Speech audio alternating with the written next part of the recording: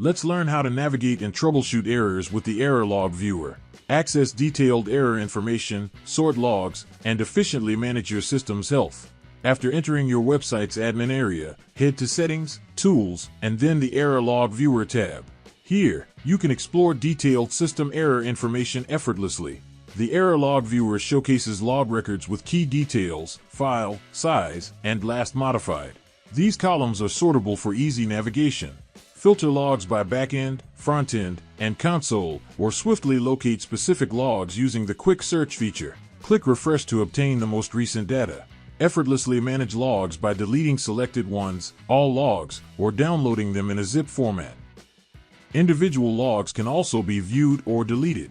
Clicking View reveals comprehensive error details, including the timestamp and other log information in regular or text format. Utilize the Quick Search for efficient navigation, and click Details for in-depth insights into each error file. Keep your system running smoothly by staying informed with the Error Log Viewer.